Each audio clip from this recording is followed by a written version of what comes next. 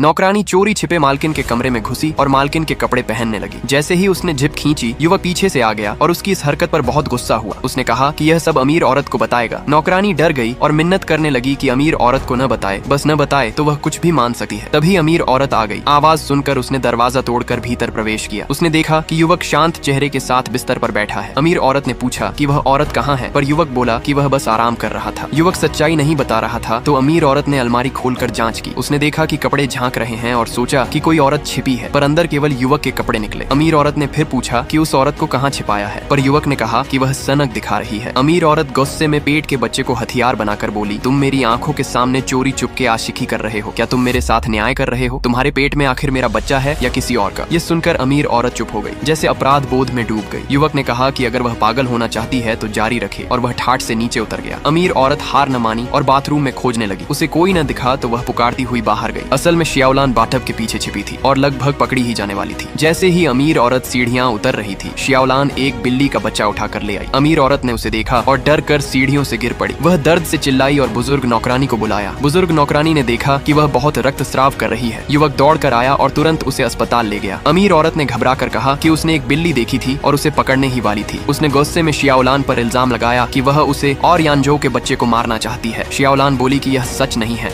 उसकी माँ भी ऐसे ही सीढ़ियों से गिरकर गर्भपात से मरी थी। वह ऐसी हरकत कैसे कर सकती है? उसने कहा कि गाड़ी तैयार है और वह निर्दोष है। अमीर औरत ने चेतावनी दी कि बेहतर होगा उसने धोखा न दिया हो। असल में श्यावलान एक अमीर घराने की बेटी थी। जब अमीर औरत उसके घर में नौकरानी थी, तब उसने ऊंचा दर्जा पाने के लिए गर्भवती माँ को धक्का दिया था, जिससे उसकी मौत हो गई। बड़ी होकर श्यावलान ने बदला लेने के लिए नाम बदलकर उसी घर में नौकरानी बनना तय किया। उसने सोचा कि जैसे को तैसा करेगी और पहला कदम युवक से ही उठाया। जब युवक काम से लौट रहा था तो श्यावलान ने खुद पर 200 डिग्री का उबलता पानी डाल लिया। युवक ने देखा तो बहुत दुखी हुआ और उसे तुरंत अंदर ले जाकर कपड़े बदलने को कहा। श्यावलान ने मालकिन के कपड़े पहने तो और भी सुंदर लगने लगी। अमीर औरत के देख लेने के डर से वह जल्दी अपने कमरे में भाग गई। एक दिन अमीर औरत ने अपने कमरे में एक कपड़ा पाया और तुरंत श्यावलान से पूछा कि क्या यह उसका है? श्यावलान ने कहा कि यह उसका नहीं है। अमीर औरत बोली कि यह गंदी चीज किसकी है? क्या उसका पति बाहर किसी और औरत के साथ है? श्यावलान बोली कि आप ज्यादा सोच रही हैं। इस हवेली में सब जानते हैं कि साहब आपके लिए सबसे अच्छे हैं, वह ऐसा नहीं कर सकते। अमीर औरत ने फिर पूछा कि यह किसका है? श्यावलान ने कहा कि शायद किसी लापरवाह नौकर ने गलती से रख दिया होगा। उसने कहा कि वह इसे तुरंत फेंक देगी। कहानी यहाँ से और गहरी होती है। छिपे रिश्ते, बदले की आग और सच का पर्दाफाश धीरे धीरे सामने आता है। श्यावलान ने कसम खाई थी कि वह अपनी माँ का बदला लेगी और अमीर औरत को उसी तकलीफ से गुजारेगी। युवक के साथ उसका रिश्ता अब उसके मकसद का हिस्सा बन चुका था।